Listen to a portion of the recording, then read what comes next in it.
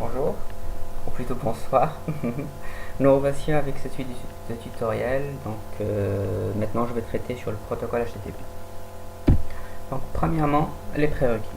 Il faut savoir que pour suivre ce cours, il faut absolument avoir des notions en réseau, et notamment sur le protocole TCP/IP, savoir qu'est-ce qu'une adresse IP, comment le protocole TCP fonctionne, avoir des informations sur la couche Internet, à savoir que TCP/IP est un protocole de la couche Internet, avoir des informations sur la couche transport, notamment sur les ports de connexion, et sur la couche application.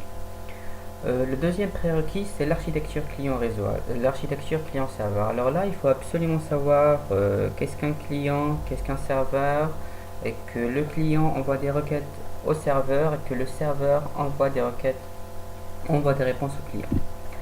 Parmi les objectifs que j'ai fixés pour ce cours, premièrement, ça veut dire que après avoir fini ou suivi ce cours, vous serez capable de reconnaître la forme générale d'une requête ou d'une réponse HTTP.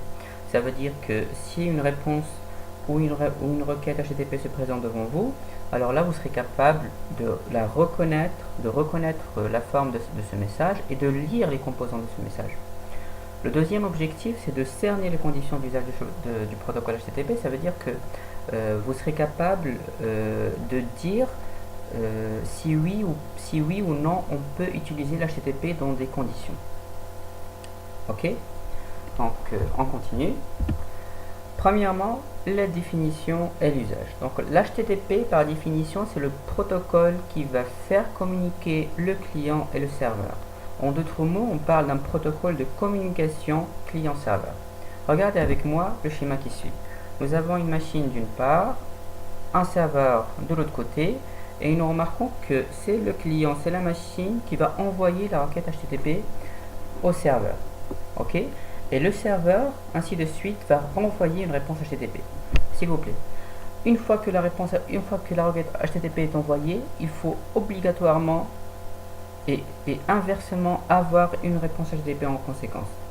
Si une réponse HTTP n'est pas envoyée, alors là, vous pouvez en être sûr, ça veut dire qu'il y a une erreur ou un problème dans l'infrastructure réseau que vous avez ou quelque chose du genre. Ok. Donc une requête HTTP implique une réponse, c'est obligatoire. Ok. Maintenant que nous savons que peut-être c'est un ordinateur qui va envoyer la requête HTTP, hein, on peut se poser la question qui est derrière l'ordinateur. Parce qu'en fait, regardez, le protocole HTTP est un protocole de la couche application. Et ce premier point nous renseigne en fait sur qui peut envoyer la requête HTTP. Donc lorsque je pense à la couche application, la première chose qui doit venir à notre esprit, c'est le navigateur, puisque le navigateur c'est le programme c'est le programme ou l'application qui est par excellence dans la couche application. C'est lui qui est le chef dans cette couche. Donc pour le navigateur, pour le client, on peut d'ores et déjà dire que c'est le navigateur qui va envoyer la requête HTTP. Il faut savoir aussi que l'HTTP utilise toujours le port 80. Le port 80, c'est une information de la couche 4, transport. Hein. Donc si le port 80 est déjà utilisé par un autre logiciel, donc là, vous ne pourrez pas utiliser HTTP. Ok. Et il faut savoir aussi qu'on utilise souvent le protocole TCP comme moyen de transport pour envoyer la requête. Hein. Donc là, il faut déjà savoir ce que c'est que TCP, hein, et ainsi de suite. Ok. Donc là, le client HTTP est le plus souvent utilisé et le navigateur web. Revenons au schéma d'avance, hein, au schéma du début. Là, nous voyons en fait que on a des navigateurs, hein, et c'est le navigateur qui envoie la requête HTTP au serveur. Et le serveur renvoie la réponse HTTP. Il faut savoir quelque chose. Lorsque la requête HTTP est envoyée au serveur, qui est responsable de la gestion de la requête? C'est la question que vous devez vous poser. C'est très essentiel parce que le serveur en fait c'est une partie physique, c'est le matériel, hein, c'est un ordinateur, mais partie logicielle, qui s'en occupe? Alors là, c'est un serveur HTTP. On appelle ça un serveur HTTP, notamment Apache. Apache là c'est comme un exemple. Apache c'est souvent le serveur HTTP installé dans les machines Linux, hein, Donc c'est lui qui va gérer la requête HTTP et c'est lui qui va envoyer en conséquence une réponse HTTP. Ok, je passe. Donc là, on va parler un peu de la requête HTTP. Donc là, vous voyez l'image qui est devant vous. C'est la forme globale d'un HTTP request. Hein. Nous avons plusieurs parties. Il y a un petit message en haut. Hein. Okay. Je pense que si vous avez déjà utilisé HTML, vous savez ce que c'est qu'un post. Hein. Il y a aussi la partie qui est en rouge. C'est ce qu'on appelle un en-tête. La partie en vert, c'est la seconde partie de l'en-tête. Et ce qui est en bleu, c'est la dernière partie qui est de l'en-tête. Donc on va essayer de décortiquer tout ce qui se passe devant, tout ce qu'on voit à l'œil nu. Premièrement, c'est la ligne de commande. La ligne de commande représente principalement la méthode utilisée pour envoyer la requête HTTP. Parce que regardez, là, la méthode, le post, c'est une méthode. Donc c'est la méthode qu'on a utilisée pour envoyer une requête.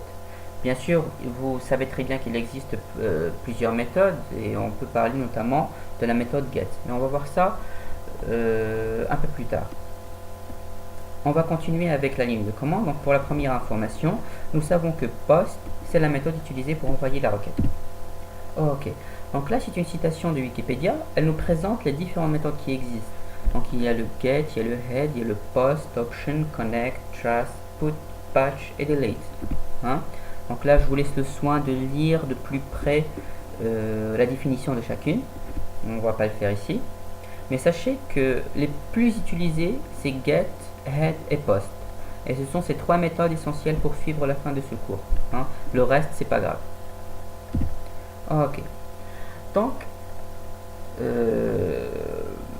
pour ce qu'on appelle en fait la ligne de commande, il y a trois parties. Donc là, nous avons vu la méthode. Mais ce qui reste, c'est la suite, hein, c'est la commande URL et la version du protocole. Pour l'URL, ici, dans notre exemple, nous avons un slash. Mais sachez que ça peut être n'importe quoi. Ça peut être toute l'adresse d'un site, un URL complet, comme par exemple www.google.ma ou .com ou .org, n'importe quoi. Ça peut même aussi être une adresse IP. Hein. Donc là, en fait, c'est la cible. Sinon, pour la deuxième information, c'est la version du protocole. Donc là, on est dans la version 1.1 du protocole HTTP. Ok, l'entête de la requête HTTP, c'est aussi ce qu'on appelle un header. Donc, depuis l'image, on peut dire que le header est, on va dire, divisé en trois parties. Mais bon, là, c'est une découpe assez générale. Ce n'est pas très intéressant de le découper de cette manière. On peut le faire. On a en tout cas un request header, un general headers et un entity headers. Ok. Le host, c'est la première information qui est là. Hein. C'est spécifique au nom du domaine de destination. Ça peut être une adresse IP ou tout l'URL. Les cookies, c'est aussi une information qu'on peut trouver. La cookie, si vous avez remarqué, elle n'est pas représentée dans l'image, mais c'est une information qui existe quand même. Il y a aussi une information très importante, c'est la connexion.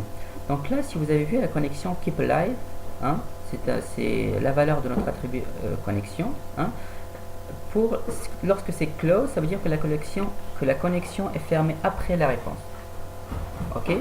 Si l'attribut prend la valeur keep alive, ça veut dire que la connexion reste persistante. Sinon, on peut avoir un autre champ comme le content type, hein, multi-part from data. Là, on peut avoir aussi application, etc. Hein. En fait, le content type va changer selon ce qu'on veut nous envoyer. Ça peut être n'importe quoi, comme si par exemple on peut demander une image, on peut demander du texte, de l'HTML. Donc là, le contenu du type, il va changer. Sinon, pour la valeur qui suit, c'est le content length. Donc là, en fait, c'est la taille. Hein, c'est la taille de la requête en général. Le corps de la requête HTTP. Donc le corps de la requête peut contenir les données envoyées par formulaire. Hein. C'est logique parce que des fois on vous demande de remplir des formulaires ou un champ. Hein, et lorsque vous envoyez ces informations, donc là elles sont envoyées dans le corps de la requête HTML, dans le corps de la requête HTTP. Donc maintenant, je passe à la réponse HTTP. Donc là, regardez avec l'image qui est à côté, nous avons un aperçu de ce que c'est qu'une réponse HTTP.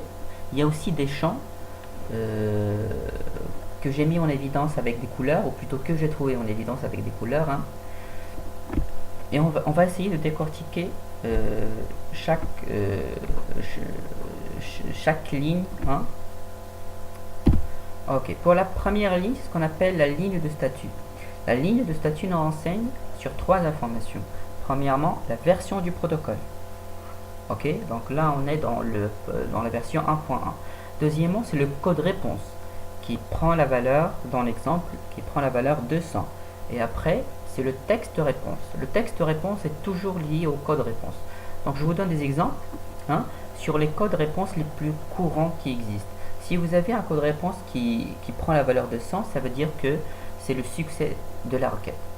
Si vous avez un code réponse entre 301 et 302, ça veut dire une redirection ou respectivement permanente et ou temporaire.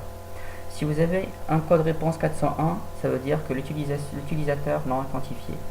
Par exemple, 404, bon, c'est une erreur qu'on trouve tout le temps, c'est assez connu, comme par exemple la page non trouvée. Pour le texte réponse, bah, en fait c'est le texte hein, qui est envoyé avec le code réponse en parallèle. Donc si vous avez un code réponse de 200, le texte envoyé avec lui c'est OK. Hein. 302 c'est moved temporarily. 401 utilisateur non authentifié en français. Donc là je vous laisse un lien, hein, ce lien qui va mettre en évidence le code avec le texte réponse. En fait, ce sera un tableau avec plein de codes et les réponses qui correspondent avec ces codes. Ok. Donc là, l'entête de la réponse HTTP. Les informations présentées dans l'entête HTTP sont assez intuitives. Regardez, il y a la date, ce qui correspond en fait à la date de génération de la réponse. On peut trouver une information essentielle, le serveur. Hein, nous avons Apache ainsi que la version d'Apache. Ça veut dire qu'on nous renseigne aussi sur le serveur HTTP qui existe dans le serveur. Ok. Nous avons aussi le content type. Ça veut dire que c'est le contenu, le type du contenu envoyé en réponse. Donc pour ma part, là dans mon exemple, c'est l'HTML. Et aussi un content type, c'est la taille du message. Le corps de la réponse HTTP, donc si vous voyez, donc là c'est le code HTML tout court. Donc si vous savez lire le code HTML, donc là en fait c'est pratiquement la réponse de la requête HTML. Voilà, c'est la réponse de la requête HTML. Donc pour récapituler un peu tout ce qu'on a dit, la requête HTTP.